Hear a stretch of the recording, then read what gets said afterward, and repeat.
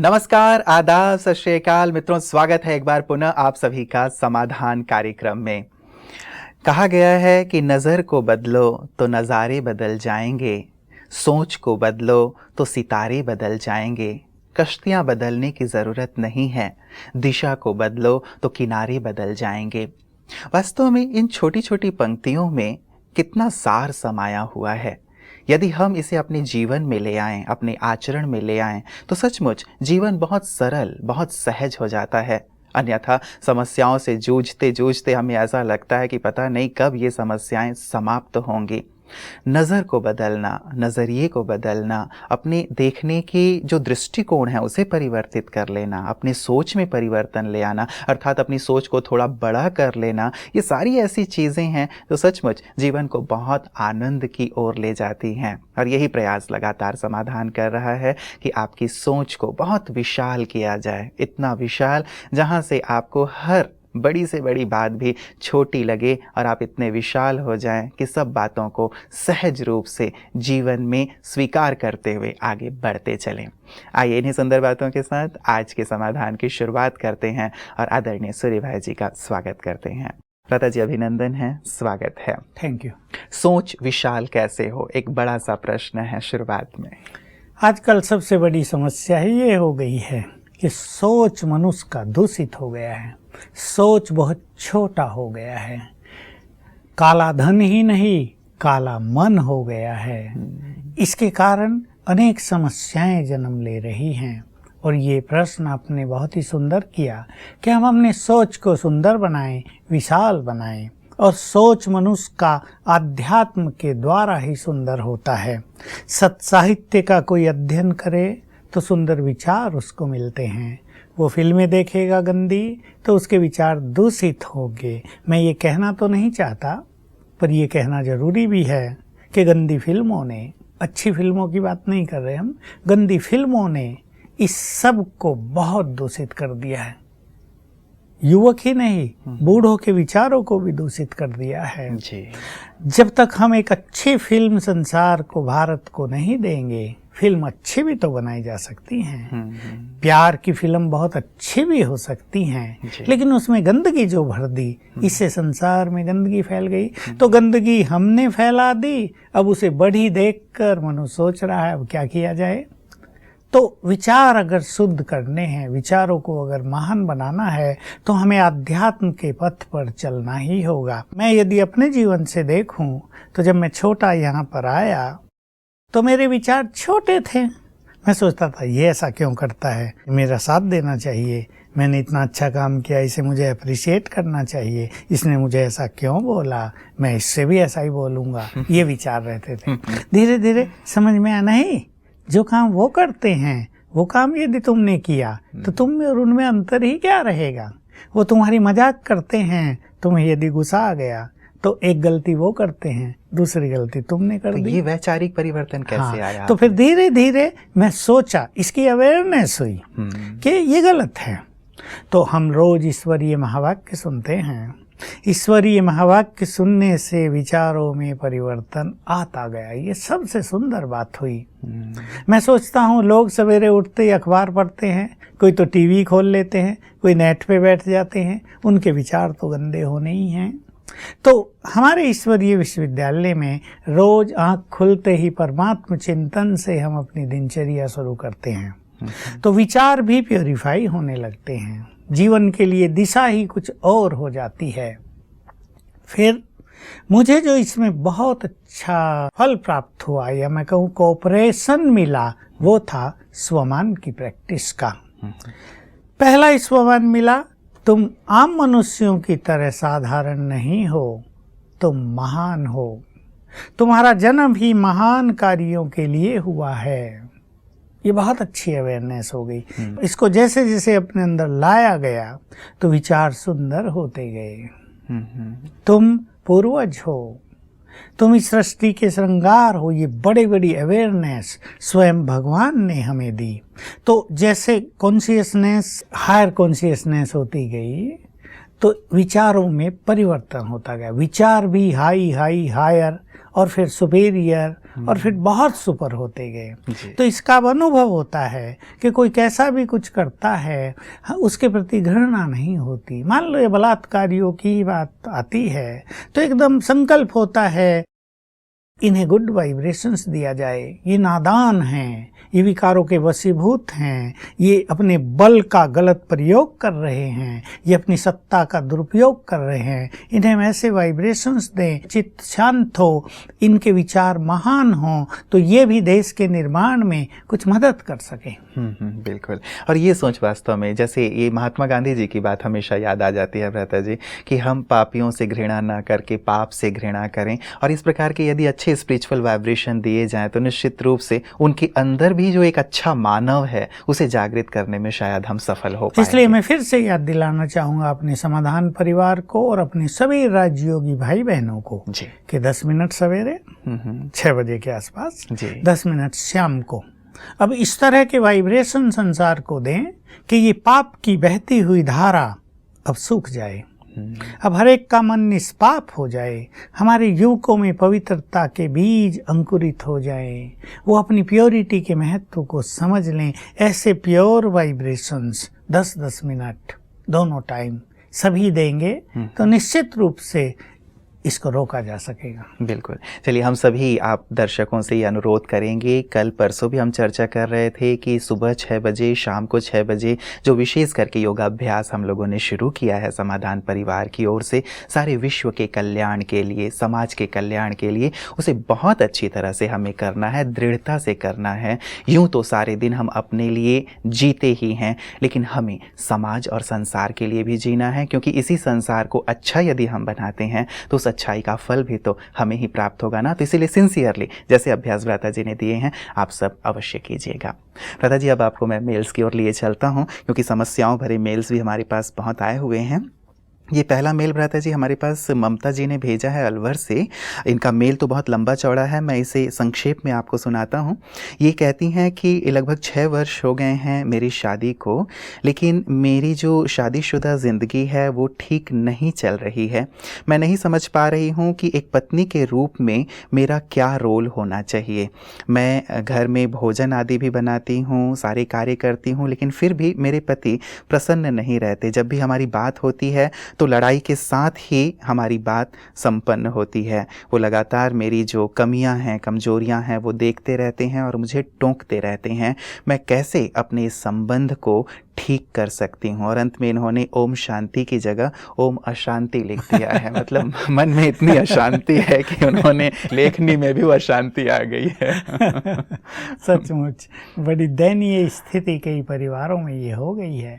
देखिए, मनुष्य के संबंध जुड़ते हैं, वैवाहिक संबंध एक बहुत अच्छा संबंध होता है जिससे दो साथी जीवन की यात्रा को संपन्न करने के लिए एक अच्छी मंजिल पर पहुंचने और कितने अच्छे अच्छे सपने देखते हैं कि शादी के बाद हम ये करेंगे, ये करेंगे। बहुत सपने होते हैं। वासनाएं इससे तृप्त नहीं होंगी, केवल संतान उत्पत्ति तो इसका एकमात्र ध्येय नहीं है, लेकिन जीवन तो एक लंबी यात्रा है, इसको सुखद बनाना हर एक का कर्तव्य है।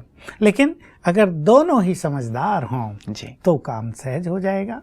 लेकिन अगर दोनों में ईगो है या एक में ईगो है तो ईगो हर जगह अशांति पैदा करता है।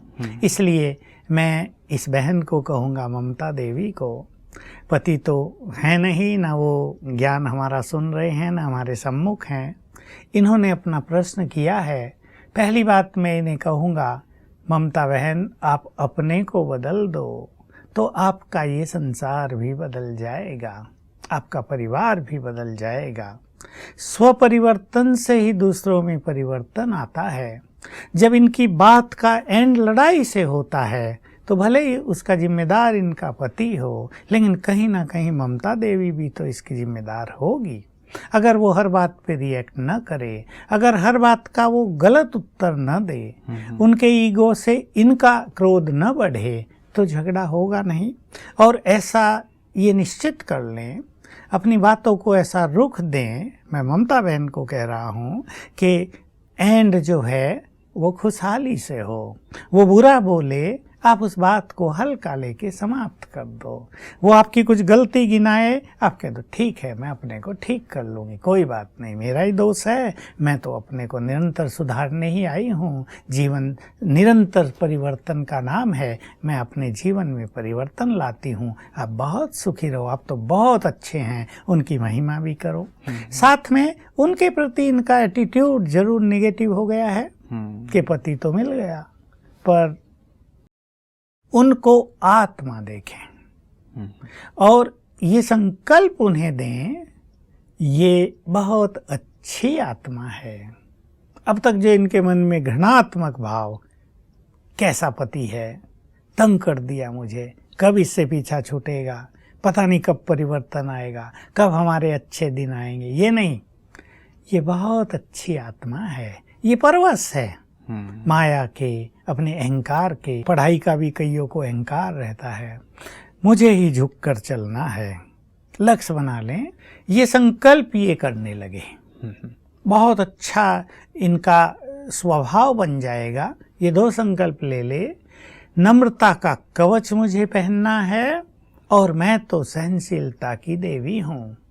इस स्वमान का सारा दिन अभ्यास करे, मैं तो एक महान आत्मा हूँ, मैं तो भगवान की संतान हूँ। ठीक है, ये मेरे सामने पेपर आया है, मेरे पास्ट के कुछ कर्मों का इसमें प्रभाव भी हो सकता है मैंने भी इनको पूर्व जन्म में कहीं कष्ट पहुँचाया हो। मैं इनसे हाथ जोड़ के क्षमा याचना करती हूँ और अपने चित्त को शांत कर लें, मैं तो एक महान आत्मा हूँ। अब मेरे साथ तो भगवान हो गए हैं, उनका श्रेष्ठ ज्ञान मुझे मिल गया है, अब मुझे ही झुक कर चलना है, जो झुके वही महान।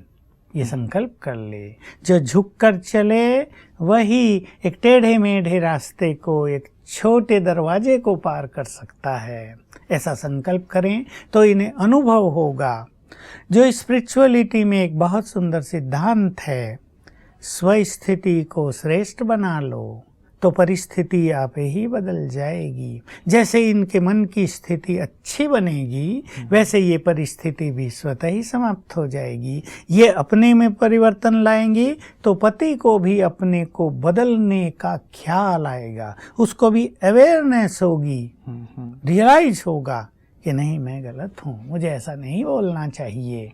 तो ये शांत हो जाएं, देखेंगे इनकी साइलेंस पावर दूसरी आत्मा की पावर ऑफ रियलाइजेशन को बहुत बढ़ा देगी। जी, कई बार भ्राता जी उनका बार बार बोलना ये बहुत ज़्यादा खटकता है, खास करके तब जबकि हमारी गलती ना हो। मान लीजिए भोजन अच्छा ही बना है लेकिन उसमें भी मीन मेख निकाल रहे हों, कपड़े अच्छे से धुले हों लेकिन फिर भी उसमें मीन, तो ये सुबह से लेके रात तक यदि इस प्रकार की घटनाएं चलती रहती है ना, तो आदमी तो आखिर आदमी है, थोड़ा सा मन में एक इरिटेशन का भाव आ ही जाता है। और उन्होंने 10 बोला तो कम से कम एक इधर से निकल ही जाता है, लाजमी है। और दूसरी एक बात रहती है भ्राता जी कि पूरी लाइफ क्या ऐसा ही चलता रहेगा, ये वाला जो संकल्प है ना, ये भी बहुत ज़्यादा परेशान कर देता है। क्या करें? होता यही है कि जब दूसरा व्यक्ति ज़्यादा कटु वचन बोल रहा हो, फिर आगे पीछे का भी बोल रहा हो, जी, उनके परिवार वालों को बोल रहा हो, तुम दहेज भी ऐसा ही लाई थी, तुम्हारा जन्म ही ऐसे छोटे परिवार में हुआ है, तुम तो कुलक्षणी हो, खाना बनाना भी नहीं जानती। बिल्कुल, मनुष्य तो मनुष्य है, वो उसके अंदर भावनाएं हैं। कोई उसकी भावनाओं के साथ बार बार खेलता रहे, हर्ट करता रहे, तो मनुष्य को गुस्सा तो आएगा। हम इसमें ममता बहन के साथ हैं कि उनकी स्थिति सचमुच ऐसी है, उन पे दया आती है और हम भी शुभ भावना करते हैं जल्दी ये इस दुविधा से, इस जो इन पर एक प्रेशर आ गया है, उससे बाहर निकल जाए। लेकिन फिर भी मैं वही स्पिरिचुअल समाधान सुझाऊंगा कि ये पहले 3 दिन करके देखे, मैं एक महान आत्मा हूँ, हजारों बार याद कर जाए सारे दिन में, अनगिनत बार। दूसरे 3 दिन मैं मास्टर सर्वशक्तिवान हूँ और तीसरे 3 दिन मैं विजयी रतन हूँ। निश्चित रूप से इनके वाइब्रेशंस उनको बदल देंगे, इनमें बहुत पावर आ जाएगी और हो सकता है कि वही बदल जाएं तो इनको कुछ फेस ही ना करना पड़े, और अगर फेस करना पड़ेगा तो ये हंसते हंसते उनको पार कर लेंगे। जी जी, चलिए हमारी श्रेष्ठ कामना रहेगी भ्राता जी इनके लिए, ममता जी के लिए, कि जल्दी से जल्दी सारी स्थितियां परिवर्तित हो जाएं। भ्राता जी, हमारे पास लगातार परिवार से जुड़े इस प्रकार की एक समस्याएं आती रहती हैं कि अभी शादी हुए 3 मास हुए नहीं हैं, 6 मास हुए नहीं हैं, 1 साल हुए नहीं हैं, खिटपिट शुरू हो गई, अलगाव शुरू हो गया। तो एक बहुत बड़ी बात बहुत सदियों से कही जाती रही है कि शादी का लड्डू ऐसा है कि खाओ तो भी पछताओ और ना खाओ तो भी पछताओ। आपका क्या विचार है, ये लड्डू खा के पछताना चाहिए या बिना खाए पछताते रहना चाहिए? अभी ये ऐसी चीज है कि जो नहीं खाते उनको लगता है लड्डू बहुत अच्छा होगा। जी, टेस्ट करने की इच्छा होती रहती है। इच्छा होती है, जो खा लेते हैं कहते हैं ये इतना अच्छा तो नहीं है। स्पिरिचुअल पावर में ऐसा इफेक्ट है कि इस लड्डू का सुख लिया जा सकता है। सभी के साथ तो ऐसा नहीं हो रहा है। बहुत सारे लोग अपनी मैरिड लाइफ को बहुत एंजॉय कर रहे हैं। हमारे पास ऐसे लोग भी आते हैं, दोनों आते हैं कि हम बहुत सुखी हैं, हम एक दूसरे से विचारों को मिला के चलते हैं। ये कुछ उल्टा सुल्टा बोलते हैं, मैं चुप रहती हूँ, और इन्होंने भी यही सोचा हुआ मैं कुछ बोल दूं तो ये चुप हो जाते हैं। एक अच्छी अंडरस्टैंडिंग है। तो एक म्यूचुअल अंडरस्टैंडिंग बहुत अच्छी हो गई है। हमारे बच्चे भी इससे बहुत खुश रहते हैं, और अगर पापा कुछ बोल रहे वो कहेंगे पापा चुप रहो ना, वो फिर उनके गुरु बन जाते हैं। मैं कुछ बोल रही हूँ तो मुझे चुप करने लगते हैं। तो एक अच्छा सामंजस्य परिवार में हो गया है। तो ऐसे अच्छे परिवार भी हैं, इसलिए इसको खट्टा लड्डू ही ना समझ लिया जाए कि मीठे की बजाय इसमें इमली डाल दी गई है। क्योंकि किसी ने एक बहुत अच्छा व्हाट्सएप पे एक मैसेज भेजा था भ्राता जी कि शादी से पहले तो पत्नी चंद्रमुखी लगती है, लेकिन बाद में ज्वालामुखी बन जाती है। और ये भी कहा था कि पहले वो कहते हैं कि मैंने प्यार किया शादी से पहले, फिर बाद में कहते हैं हाय ये मैंने क्या किया। तो ये वाली स्थिति बहुत ज्यादा देखने में आती है आजकल। देखिए, कलयुग का एंड है और बिल्कुल तमोप्रधानता की अति पहुंच गई है। उसमें मनोविकारों का प्रकोप होता जा रहा है। मनुष्य प्यार तो एक दूसरे से कर लेता है, लेकिन प्यार में एक बहुत खराब चीज आती है, एक्सपेक्टेशंस आ जाते हैं। एक दूसरे पे फिर डिपेंडेंसी हो जाती है, डिपेंडेंट होने लगता है मनुष्य, और इससे कमजोर होने लगते हैं। फिर वो प्यासी नजरों से दूसरों की ओर देखने लगते हैं। इसलिए मेरी लाइफ में अगर स्पिरिचुअलिटी को भी जोड़ लिया जाए, भगवान को बीच में लाया जाए और ईश्वरीय ज्ञान लिया जाए, तो क्रोध भी कम होगा, ईगो को मनुष्य अपने पहचानेगा, और अनेक चीज ठीक होंगी। मैरिड लाइफ तो चलनी है, अभी सभी तो ब्रह्मचारी हो ही नहीं सकते, संसार का खेल तो चलेगा। लेकिन एक बात जो भ्राता जी आप बार बार आह्वान करते हैं सभी का कि नहीं, अब पवित्रता की आवश्यकता है, अब ब्रह्मचर्य की आवश्यकता है, भगवान को इसकी आवश्यकता है, समाज को आवश्यकता है। इस टेक्स्ट में, इस संदर्भ में फिर क्या बात कही जाए? 100 में से हमें ऐसे 10 युवक चाहिए बस, जो भगवान के लिए अपने जीवन को कुर्बान कर दें, अपने मनोविकारों को कुर्बान कर दें। बाकी 90 तो फ्री हैं, वो ये शादी का लड्डू अवश्य खाएं, लेकिन इस लड्डू में सुख हो, ये कला राजयोग की वो अवश्य सीखें। क्या हमें ऐसी कामना नहीं करनी चाहिए भ्राता जी कि 100 में से 100 ही आ जाएं और पवित्र और ब्रह्मचारी जीवन जिएं? ऐसी कामना हम कुछ समय के बाद करेंगे, जब हमारे इस महान कार्य को सारा संसार स्वीकार कर लेगा, जब इस धरातल पर पवित्रता की वेव्स लहराने लगेंगी, जब हर घर पे शिव बाबा का झंडा फहराने लगेगा, तब नो डाउट 100 में से 100 युवक, तो मैं युवकों को तो जरूर कहूँगा, 100 में से 100 युवक पवित्र बनकर भारत को स्वर्ग बनाने के कार्य में तत्पर हो जाएंगे, और ग्रस्त वाले भी कम से कम 50% इस महान कार्य में लग जाएंगे। चलिए, उस शुभ दिन का हमें इंतजार रहेगा भ्राता जी। भ्राता जी, अगला मेल हमारे पास आया है, ये इन्होंने अपना नाम तो नहीं लिखा है, ये कहते हैं कि Om Shanti. I am in Gyan since last 2 years. Bhaiji, there was a person in my life before Gyan who mentally tortured me a lot, and because of that frustration only I came into Gyan. Now I want to forgive that person, but I am finding it very difficult forgiving him. Whenever I try to forgive him, whatever he has done to me comes in my mind and I feel like crying. Bhaiji, please tell me what should I do so that I can easily forgive and forget him. बात वही आ गई भ्राता जी फिर से। बहुत सारी कन्याएं ऐसे कहीं चक्करों में फंस जाती हैं जी, क्योंकि जैसा हम बार बार कहते हैं, वासनात्मक प्यार मनुष्य को अंधा बना देता है, और न वो ये देखती कि उसका घर कैसा है, दर कैसा है, और उसकी ज्यादातर नौकरी क्या धोखा है। ही मिलता है, इसमें पता है। धोखा मिलता है। न उन्हें ये पता कि जो लड़का तुमसे प्यार कर रहा है वो 5-7 से औरों से भी प्यार किए हुए है कि तुमसे शादी मैं ही कि करूंगा। सबके लिए मैं ताजमहल हाँ, बनाऊंगा। बिल्कुल ऐसे। तो इससे कन्याओं को बहुत धोखा मिलता है और कन्याएं डिप्रेशन में आती हैं, फिर मरने की सोचती हैं। शादी हो भी जाए तो उदास रहती हैं। घर में मम्मी पूछती है, बेटी तबीयत तो ठीक है? मम्मी है तो ठीक ही, क्या जवाब दे बेचारी, लेकिन याद वो रहता है। तो जहाँ ऐसा धोखा मिलता है, सचमुच उसको फॉरगेट एंड फॉरगिव करना बहुत कठिन काम होता है, क्योंकि युवक वैसे ही बहुत सेंसिटिव होते हैं।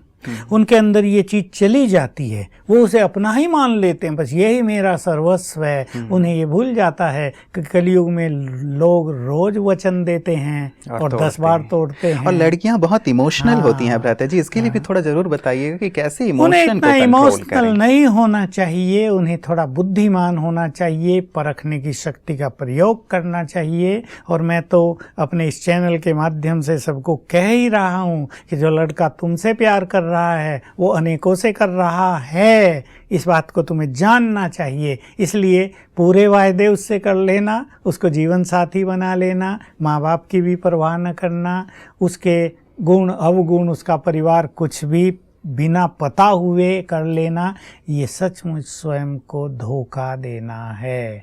तो ये स्वयं को ही स्वयं धोखा दे रही हैं, तो दूसरा तो उन्हें धोखा देगा ही। इसलिए बहुत अच्छी तरह परखना है। और वही जो हमारे भारत की परंपरा है, शादी माँ बाप कराएं। वो घर भी देखते हैं, लड़का शराबी तो नहीं है, उनके माँ बाप क्रोधी तो नहीं है, वो बाद में टॉर्चर तो नहीं करेंगे। 36 गुण मिलाए जाते हैं, बहुत कुछ। इसलिए हमारा ज्योतिष शास्त्र इसमें बहुत सचमुच इम्पोर्टेंट चीज है, जो सब कुछ कुंडलियां मिलाकर ऐसी शादी तय करते हैं। भाई ये जीवन की यात्रा में सुखी तो रहें, ऐसा नहीं वो रोज ही झगड़ते रहेंगे। तो अब इन्होंने कर लिया, अब इन्हें उनको भूलना भी है और उन्हें क्षमादान भी देना है। बात ये दोनों है जो वो स्वयं ही सोच रही हैं। तो कोई भी चीज़ जितना भूलने की कोशिश की जाए वो तो उतना ही ज़्यादा याद आती है। ऐसे तो किसी चीज़ को भुलाया नहीं जा सकता। और जिस चीज़ से मनुष्य इमोशनली बहुत गहराई से जुड़ गया हो और वो भी 5-7 साल रह गया हो उसमें, कई तो 10 साल रह गए हैं, उसको फिर भुला देना, इट्स नॉट ए जोक। इसके लिए उन्हें राजयोग सीखना पड़े। और अगर इन्होंने सीखा है 2 साल से वैसे भ्राता जी विद्यालय से जुड़ी हुई हैं, तो इनको अब महान बनना चाहिए कि जो कुछ हुआ, अब क्या सोचना चाहिए इन्हें, जो कुछ हुआ वो इनको एक सुंदर अनुभव दे गया। कभी कभी कोई बुरी चीज मनुष्य को अच्छा ही सिखा जाती है ना। इनको एक जागृति अब आ जानी चाहिए कि ऐसी गलती मुझे दोबारा नहीं करनी है। तो ये अपनी प्योरिटी में बहुत ही स्ट्रांग हो सकती हैं कि अब मुझे प्यार करना तो एक से जो कभी धोखा नहीं देगा, जो प्यार की शक्रीन है, जो प्यार का सागर है, जो हमारा परम पिता भी है और परम प्रियतम भी है। अब इन्हें अपनी इस गलती को इस तरफ डाइवर्ट कर देना है।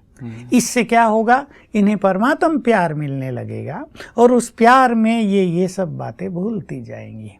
दूसरी चीज जो हम सदैव अपने सभी दर्शकों को कहते हैं, सब राजयोग अभ्यास करने वालों को भी कहते हैं कि पास्ट को भूलना तो बहुत जरूरी है। बिना पास्ट को भूले दिमाग में वही सब बातें चलती रहेंगी और एकाग्रता कभी नहीं होगी, योग का सुख भी इन्हें कभी नहीं मिलेगा। इसलिए संकल्प भी कर लें कि मुझे पास्ट को भूलना है जी। भाई कुछ भी हुआ, मैंने गलती किया, उसने गलती की, किसी ने भी की, अब वो पूरा हो गया।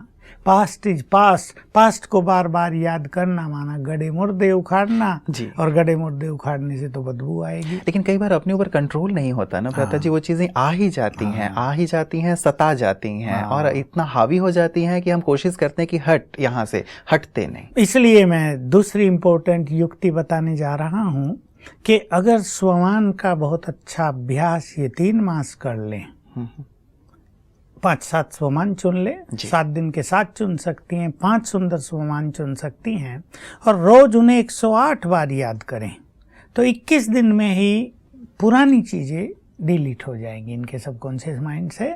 इसका प्रयोग बहुत सारे युवकों से हमने कराया है, तो एक दिन में ही हमको बताया कि मन बहुत हल्का हो गया है। जो पास्ट को याद करके भारी रहता था, एकदम खुशी गुम रहती थी, वो एक ही दिन में ऐसा लगा कि काफ़ी बोझ सिर से उतर गया हो। तो 21 दिन तक अगर ये करेंगी तो बहुत अच्छा होगा। रही बात क्षमा करने की, फॉरगिव करने की, अब इन्हें ये अवेयरनेस हो जानी चाहिए कि गलत कार्य तो मैंने भी किया था, दोष केवल उसका नहीं है, आदि दोषी मैं भी हूँ। अपने दोष को स्वीकार करो। मैं गिल्टी फीलिंग की बात नहीं कर रहा, मैं ये नहीं कह रहा हूँ कि ये उदास रहने लगे कि मैंने गलती की, पर जो ये सारा ब्लेम उसको कर रही है जिसके कारण ये क्षमादान नहीं कर पा रही है, अब ये सोचे आदि दोषी तो मैं भी हूँ।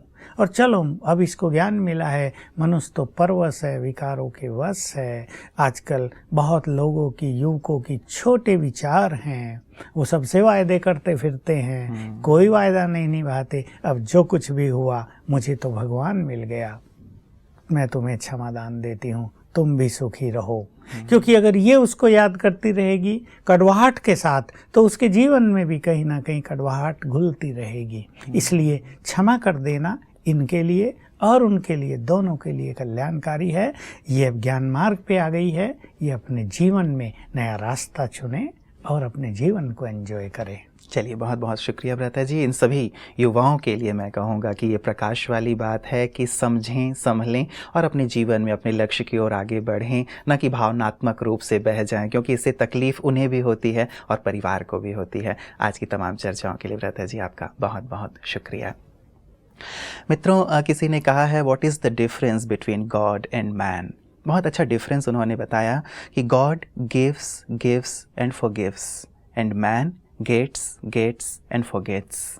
कितनी गहरी बात है ना। ईश्वर हमें हमेशा देते हैं और मनुष्य लेता रहता है, उस लेने को भी भूल जाता है। परमात्मा पे हम कितना ध्यान देते हैं, जो हमेशा हमें दे रहे हैं, हमारी तमाम गलतियों के बाद भी हमें माफ़ कर देते हैं। और मनुष्य के साथ हम कितना एक्सपेक्टेशन रखते हैं कि ये मुझे सब कुछ दे, लेकिन वो लेता रहता है और हमारी हर प्रकार की जो अच्छाइयाँ हैं उन्हें भी भूल जाता है, हमें छोड़ जाता है।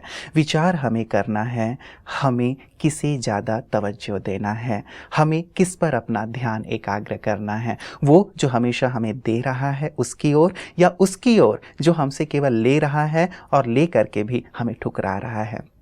यदि किसी ने ठोकर लगा भी दी तो भी आज सुंदर बात हो रही थी कि हम उन्हें क्षमा कर दें। हम ईश्वर की संतान हैं, भगवान के बच्चे हैं। जैसे भगवान हमें क्षमा कर देते हैं, हम भी क्षमा करके आगे बढ़ें और जीवन में जो लक्ष्य हमने निर्धारित किया है उस पे अब अपना ध्यान एकाग्र करें। क्योंकि जब हम लक्ष्य की ओर बढ़ने लगते हैं तो ये तमाम प्रकार की छोटी छोटी चीज़ें भी हमसे दूर होती चली जाती हैं। तो अपना ध्यान रखिएगा और विशेष करके परमात्मा का भी ध्यान कीजिएगा, जो हमें हमेशा देने वाले हैं।